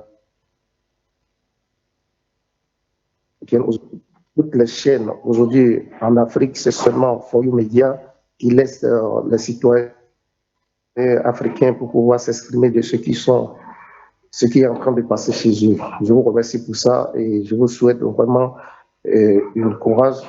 Je vous souhaite beaucoup de choses. Bon, pour ce qui en est pour le Niger et le Bénin, je suis vraiment persuadé qu'il y a quelque chose que peut-être par rapport à moi, mon analyse, je ne sais pas si ça peut marcher. Parce que ce que le Niger est en train de réclamer au Béninois aujourd'hui, je ne suis pas sûr que le Bénin, peut-être le Bénin est prêt à accepter, mais je ne suis pas sûr que les machines qui sont cachées derrière cette initiative ne vont pas accepter. Je parle principalement de la France, parce qu'aujourd'hui, le Niger doit se sentir vraiment en sécurité pour pouvoir accepter que ces frontières soient ouvertes et que les activités commencent très bien. Je ne sais pas pourquoi c'est aujourd'hui que le gouvernement béninois a décidé de tendre la main aux Nigériens, parce que quand c'était chaud sur le Niger, c'est le Togo qui les a accueillis, c'est le Togo qui avait facilité pour que les matériels militaires puissent rentrer au Niger pour pouvoir se défendre. Donc, je vois aujourd'hui que ce qui en est là, je ne sais pas si ça va s'aboutir, mais je ne suis pas sûr. Selon moi, mes analyses, je ne suis pas sûr.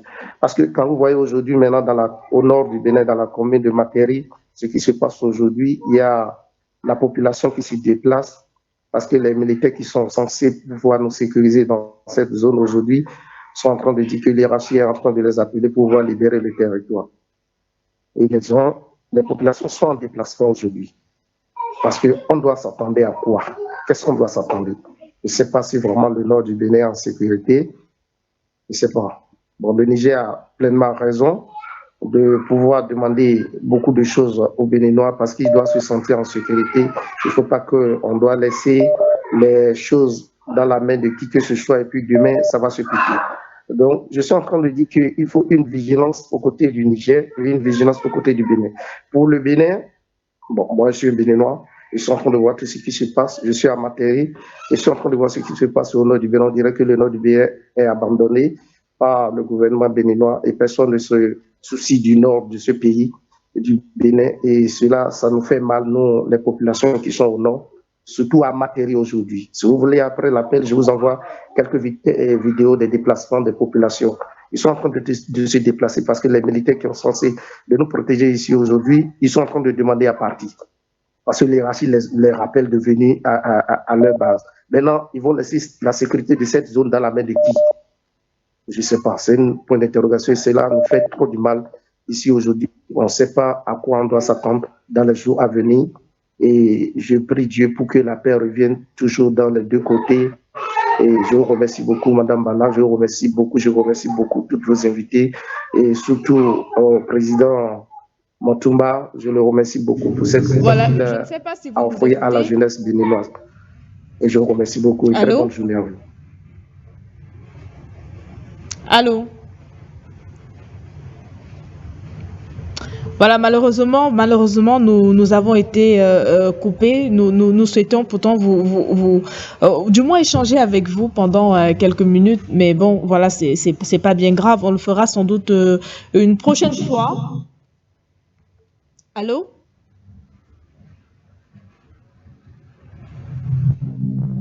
Allô? Moi, je viens de finir de parler. Je ne sais pas si vous nous écoutez. Allô? Allô, je ne sais pas. Est-ce que vous nous écoutez?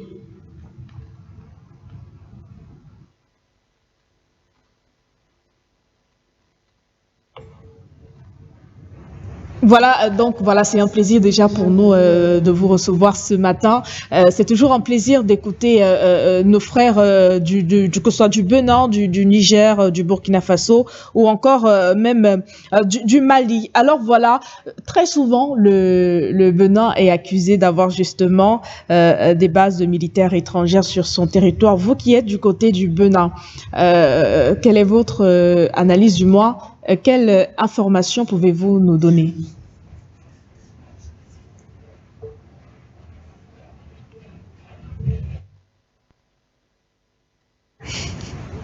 Malheureusement, nous avons été coupés, sans doute des problèmes de connexion. Voilà, nous espérons que nous pourrons vous avoir les prochaines fois. Ce sera un plaisir pour nous de pouvoir échanger avec vous. On va donc poursuivre, on revient sur le plateau, on referme le standard compte tenu du temps. On revient avec nos invités sur le plateau. Alors, très rapidement, on va commencer par vous, Dr Niamsi. Peut-être un commentaire après la réaction des appelants. C'est une réaction qui nous émeut, c'est une réaction qui suscite en nous de la pitié, c'est une réaction qui nous arrache les larmes aux yeux de savoir que la politique est au détriment du social, la politique est en train d'alarmer les peuples qui ont vécu depuis plus de 1000 ans sans problèmes belligérants et consorts. Mais il faut dire une chose, le Bénin est en train de mener une politique avant-gardiste. Qu'est-ce que j'appelle politique avant-gardiste? Encore membre de la CEDEAO, le Bénin a mis l'épée de Damoclès sur le Niger en réclamant les droits de taxe de passage de cet oléoduc. Et concomitamment avec tous ces pairs de la CEDEAO, il y a là la malice et une façon de réfléchir différemment et qu'on ne nous présente que la face cachée de l'iceberg. Mais je reste très dubitatif sur la façon et donc le Bénin répond à ces questions rhétoriques que le Niger pose, parce que le président du Bénin est un homme fin technicien. Je vous ai dit à l'entame de mes propos lors de mes premiers jets qu'il a été ministre des Finances de ce pays. Et pour lui, s'il souhaite faire 2 mandats, il souhaiterait redorer le blason du peuple béninois, ce peuple qui n'a que vécu pendant longtemps par une économie florissante et un commerce élégant. Donc, pour moi, lorsque tout cela a été dit et indiqué, il faut comprendre qu'il est d'urgence aujourd'hui que les peuples se rapprochent, il est d'urgence que les zones puissent vivre, c'est-à-dire le nord, que ce soit toutes les villes, que ce soit celle de Karamo, celle de Manville, il faudrait que ces villes-là puissent vivre de la menthe du Bénin.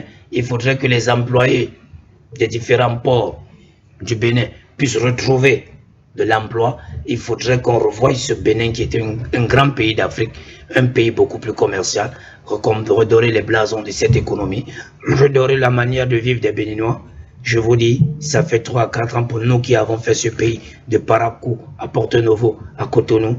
Il ne fait pas beau vivre présentement au Bénin depuis la fermeture de cette frontière au nord. Ce n'est pas facile et aucun Béninois ne m'en démentira. Le Bénin, ce n'est plus le Bénin de 2001-2002. Merci à vous, docteur Niamsi. Adama Inassé, un commentaire après la réaction des appelants. Oui, vous savez, leurs réactions sont légitimes. Quoi qu'on dise, aujourd'hui, la jeunesse africaine est beaucoup plus éveillée que les autres années, puisque, comme vous le savez, aujourd'hui, avec les médias tels que For You Media, qui, en tout cas, ne ménagent aucun effort pour éveiller les consciences, mais aussi les réseaux sociaux, les différentes associations panafricanistes qui arrivent à porter la vraie information au peuple. Donc, chacun porte un regard vraiment vigilant sur l'actualité et sur les agissements des différents chefs d'État. Et sur ce, nous pensons que nous n'allons pas nous lasser d'inviter ces chefs d'État qui se jouent tout écho. Même le président Ouadani, personnellement, nous sommes en train de l'observer. Il a fait un bon déplacement, il a tenté de renouer avec les États de l'AES et avec cette délégation pour les négociations d'ouverture de frontières avec le Niger. En tout cas, africainement dit, c'est bien si c'est une initiative venant de lui-même. On attend de voir si le Bénin va réellement accepter de signer ces conventions et en tout cas être sincère avec le Niger, de telle sorte qu'on puisse vraiment vivre en africain et espérer un jour que les bases françaises vont quitter le Bénin et que le Bénin va tenter quand même même si ce n'est pas adhérer à l'AES, collaborer vraiment très stratégiquement avec les États de l'AES. Pour ça, moi, j'aimerais inviter que ce soit la jeunesse africaine et panafricaine, que ce soit les chefs d'État. Il y a toujours ce plan de recolonisation de l'Afrique qui est toujours en cours. Un autre général, d'ailleurs, il y a 3 mois, a proposé une résolution qu'il vient de rééditer contre le Burkina Faso en demandant à l'Union européenne vraiment de voter une loi qui va imposer au Burkina Faso de revenir sur une loi qu'il a votée concernant les libertés et concernant d'autres lois. Ensuite, ils vont demander au Burkina Faso de revenir sur sa décision souveraine de quitter la CPI, mais en tant que qui? Les Français n'ont toujours pas compris que le Burkina, le Niger et le Mali n'est plus leur territoire. Donc, nous invitons la population à se manifester. Nous, ici, nous les attendons de pied ferme. On attend de voir quel général français viendra nous dire de revenir à la CPI. Et je pense que dans quelques jours, là, nous allons faire sortir des communications sur cela. D'ailleurs, nous félicitons aussi notre ministre des Affaires étrangères en convoquant le représentant de l'ambassadeur de l'Union européenne et pour lui faire comprendre notre dégoût. Si les autorités se sont manifestées, il nous reste, nous, peuple, à leur montrer que nous sommes libres de nos décisions et que nos dirigeants, toute décision qu'ils prennent, nous les soutenons. Donc, pour sortir, vraiment, les peuples ont le plein droit d'avoir un regard vraiment vigilant sur les relations que nos dirigeants tissent et nous invitons les dirigeants à écouter leur peuple comme ce que les dirigeants de l'AES sont en train de faire. Et nous restons vigilants aussi aux agissements des différentes bases militaires. S'il le faut, nous allons devenir des militaires aux côtés de nos forces de défense et de sécurité afin que notre souveraineté soit une réalité. Merci à vous, Adama Inassé. Henri Atangana. Oui, je pense que faut continuer à éveiller l'attention des Africains. Et je suis content de les entendre de plus en plus éveillés sur ce qu'ils doivent faire. Il faut continuer à demander aux dirigeants africains de quitter le joug du colonialisme. Parce qu'en fait, de quoi on parle? On entend de parler, à l'époque, le Bénin était aux ordres de la France. Tout ce que vous dites là ne sert à rien, les rapports, l'économie, dès que papa, la France appelait, Talon lui disait fais ça, ferme le robinet, parce que je me souviens de l'épisode où on avait fermé l'oléoduc. C'était les sanctions qu'on voulait appliquer au Niger. Vous vous souvenez très, très bien, c'est des sanctions. À quel moment le Bénin va appliquer des sanctions au Niger? Mais vous comprenez très bien que ça va être de l'impérialiste. Alors qu'en fermant, on oubliait qu'il y avait des redevances, puisque le l'oléoduc, par son existence, apporte des redevances au Bénin. Mais ils ne réfléchissent pas comme ça, ils attendent en fait que le papa, l'être supérieur, l'impérialiste, l'être supérieur qui les a esclavagisés, colonisés pendant des siècles, fouettés, leur dise ce qu'ils doivent faire. C'est-à-dire que parfois, quand vous regardez certains Africains, vous vous demandez s'ils connaissent l'histoire. Quelqu'un arrive, il t'esclavagise, il te maltraite, il te colonise, il impose sa monnaie, ses bases militaires, il vous massacre.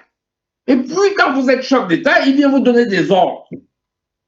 Il vous dit, ben, sanctionnez le Niger. Et vous dites, oui, papa. Donc,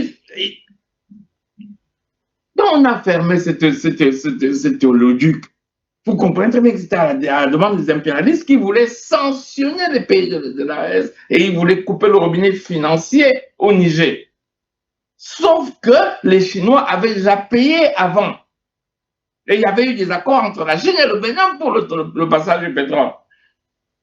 Quelque temps après, ils se rendent compte qu'eux-mêmes perdent dans l'affaire et ils reviennent négocier. Quel est leur degré de sincérité? Vous voyez, c'est les gens, pour dire que c'est même pas à eux qu'on parle, c'est les populations qui doivent comprendre. Eux, c'est encore, c'est-à-dire que pendant la colonisation, dès qu'on prenait, on disait, dit bonjour, monsieur. Et dès qu'il a dit bonjour, monsieur, on l'a nommé président, il heureux. Il faut savoir que pendant la colonisation, nous étions sous le statut de l'indigénat. Et on est indépendant que depuis 1960. Mais nous étions sous le statut de l'indigénat. C'est-à-dire que j'entends souvent les gens parler de droit, état de droit, mais vous le connaissez depuis combien de temps? C'est nouveau. Alors, la majorité de ces chefs d'État qui sont nés avant les colonisations ont connu le statut de l'indigénat. La peur qui avait été infligée par des siècles d'esclavage, des violences coloniales. Et aujourd'hui, ces colons-là, ces négriers, il y en a qui osent aller sur les plateaux de télévision, disent parler des bienfaits de la colonisation. Je viens chez toi, je viole ta femme, je viole tes enfants, j'apporte l'alcool pour soigner. Et je vous dis, mais il y a quand même eu des bienfaits. Je vous ai apporté l'alcool, vous ne le connaissiez pas, pour désinfecter. C'est ça qu'il nous raconte. C'est-à-dire qu'il faut être... C'est-à-dire quand quelqu'un s'adresse comme ça à vous, vous n'écoutez même pas. Vous fermez la porte parce qu'il n'y a pas d'élu. Il y en a qui disent, ils osent dire, il y a eu des bienfaits à la colonisation. Oui. Quelqu'un dit, ils n'ont pas violé que nos femmes et nos enfants, même nos parents. Il faut bien savoir que ce qu'on appelle ojulatisme au Cameroun, quand tu ne voulais pas te soumettre au viol des colons, tu avais du harcèlement administratif. Il faut qu'on nous raconte notre histoire. Hein? Ils violent hommes, femmes, enfants.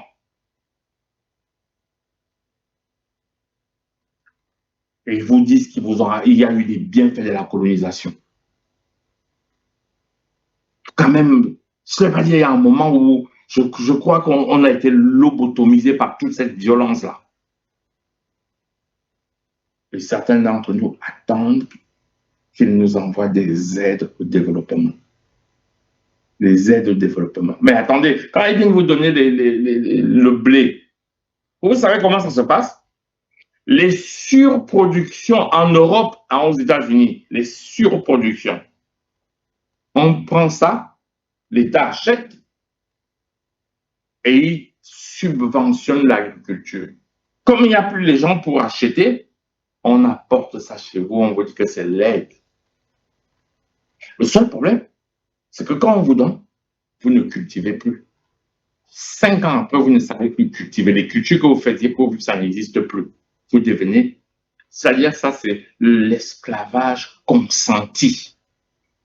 Vous êtes assis dans les villages en attendant qu'un hélicoptère américain aille jeter un sac de riz. Parfois, ça tue quelques enfants affamés qui courent après. Je sors par là. Et à vous, Henri Atangana, Albert Anatola ici. Si je voudrais raisonner par l'absurde, c'est-à-dire quelqu'un qui vous dit, qui vous vante les bienfaits de la colonisation, parce qu'ils ont construit les infrastructures, c'est-à-dire les ponts, les écoles, les hôpitaux. Mais il y a une question simple qu'il faut vous leur poser. D'où leur provenait la main-d'œuvre? Ils importaient aussi la main-d'œuvre pour venir construire ces infrastructures-là. D'où leur provenaient les sources de financement pour construire ces infrastructures. Et combien était payée la main-d'œuvre, parce qu'elle n'était pas importée, était la main-d'œuvre locale, qu'ils avaient soumise à des travaux forcés. Ça fait partie de l'histoire. Le rail camerounais a été construit par quoi? C'était sous le régime de la colonisation. Beaucoup de peuples sont morts dans le chantier de construction du rail camerounais. Et quand ces négriers sont partis, qu'est-ce qu'ils ont fait? Ils ont détruit pour la plupart de ces infrastructures, ont été détruites. Je parle du colon français. Et vous avez des racistes qui vous disent qu'ils n'ont pas à rougir de la colonisation française en Afrique parce qu'ils ont construit les écoles, ils ont construit les ponts, ils ont construit les hôpitaux. Et ça, c'est révoltant quand j'entends ce genre de langage. C'est révoltant parce que dans ma famille, moi, j'ai un grand-père qui a servi la France. Et moi, chaque fois que j'entends de tels discours, moi, ça me révolte. Je voudrais terminer par... C'était une parenthèse. Aujourd'hui, aucun Africain ne saurait prétendre qu'il n'est pas sensibilisé. Aucun. Si vous avez des individus, des cyniques individus comme Pascal Yanni, le général Pascal Yanni, je crois comment il s'appelle, vous avez un autre lugubre personnel qui s'appelle Christophe Goma, qui ont l'arrogance d'être une telle discours. C'est parce que justement, ils trouvent un terrain fertile au niveau de la population africaine. Parce que si ça avait en face d'eux des personnes comme vous et moi, je crois qu'ils seraient moins arrogants. C'est-à-dire de leurs leçons, des pédophiles, des criminels, des buveurs de sang qui vous donnent des leçons, qui ne sont pas capables de régler leurs propres problèmes. Vous connaissez quel massacre Christophe Goma a commis en Libye, au Rwanda, au Tchad, et surtout au Mali, dans le cadre de l'opération Serval. Et il vient vous donner des leçons. Il vient vous donner des leçons de morale sur des questions de liberté, des droits civils et libertés, n'est-ce pas, fondamentales. Lui qui? Un barbouze qui vient vous donner des leçons de civilité. Je pense que j'ai le sentiment que je crois que les sociétés burkinabées ont été, ils ont été très pondérés sur cette question-là.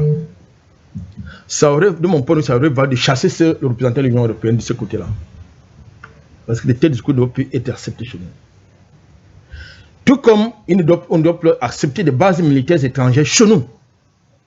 Parce que les relations internationales, comme il a l'habitude de dire, la diplomatie, reposent sur les principes de réciprocité. S'il existe une base militaire africaine en territoire américain, européen, on doit en accepter sur le continent africain. Si la réciprocité, les verts n'existe pas, il n'y a pas de raison. Yamsi, il n'y a pas de raison qu'il existe chez moi, sur mon territoire, dans mon pays, sur mon continent, des bases militaires étrangères. Elles ne sont pas là pour assurer la sécurité de nos États, ni leur stabilité, bien au contraire. Ce sont des portes, ce sont des bases, comme ça te dit, les bases militaires, c'est pour assurer la sauvegarde des intérêts. Je ne sais même pas quels intérêts peuvent avoir chez moi, sur mon continent. Sur mon continent. Quand j'entends ça, ça me révolte. Moi, ça me révolte, ça dit que les Américains ont les intérêts chez moi. Les Français ont les intérêts chez moi. Les Belges et Consols ont les intérêts chez moi. Ok, moi, est-ce que moi j'ai les intérêts chez eux? C'est une question qui doit nous interpeller. Est-ce que nous avons les intérêts chez eux? Si oui, quels sont ces intérêts? Je voudrais terminer en disant une chose. Les révolutions, les mouvements de révolution ne faut pas être portés par des dirigeants. Surtout certains dirigeants actuels qui sont de ce moule-là, le moule néocolonial, qui sont en fait les administrateurs coloniaux bien néocoloniaux. Les dynamiques des révolutions ou les dynamiques des révolutions doivent être portées par les peuples. Et c'est ce que les peuples-là ont fait et font. Parce que si les peuples-là n'étaient pas vent debout et vigilants, je crois qu'ils auraient réussi le coup de déstabiliser ces régions, n'est-ce pas, ces régions, de déstabiliser cette dynamique. Il faut donc, je le dis, que chaque fois qu'un mercenaire, un terroriste est pris dans des activités, soit de subversion, de déstabilisation, de question d'être fusillé, combat, il doit être traité de manière très ferme, madame Barre. Je peux peut-être choquer, mais c'est la vérité. Parce que leurs activités ne sont pas là pour apporter la vie. C'est pour donner la mort, pour s'aimer la mort, n'est-ce pas? Lorsque quelqu'un, vous le trouvez avec un arsenal, c'est pour aller faire les emplettes. Mais c'est pour ôter la vie. Et pourquoi voulez-vous invoquer le respect des droits humains lorsque celui-là est pris? Vous dites qu'il faut respecter sa vie, alors que lui, il a du mépris pour la vie des autres. Il doit être totalement fusillé dès qu'il est pris.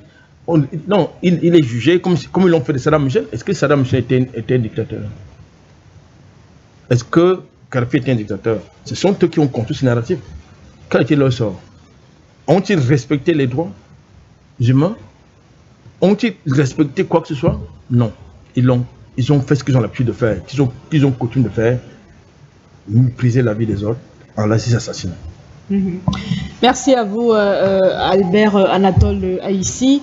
Alors voilà, nous sommes donc arrivés au terme de notre émission. On remercie nos panélistes de ce matin. On remercie le docteur Niamsi. On remercie une fois de plus Albert Anatole Aïssi. On vous remercie également Adama Inassé. Et bien sûr, on vous remercie également Henri Atangana. Merci d'avoir répondu présent ce matin pour ce combat. Et merci également à nos milliers de téléspectateurs qui nous regardent un peu de partout et également nos auditeurs de la 96.3 FM. Merci également à tous ceux qui ont pris la peine de nous appeler. Toutes nos excuses, voilà, pour ceux qui ont essayé de nous appeler ce matin, mais que nous n'avons pas pu avoir compte tenu du temps. Cependant, le combat se poursuit également dans d'autres émissions sur For You Media Africa. Donc, n'hésitez surtout pas à revenir lorsqu'il sera 18h au Cameroun, 17h en Afrique de l'Ouest pour votre émission du point sur l'actualité. Quant à nous, on se retrouve demain à la même heure pour une autre émission.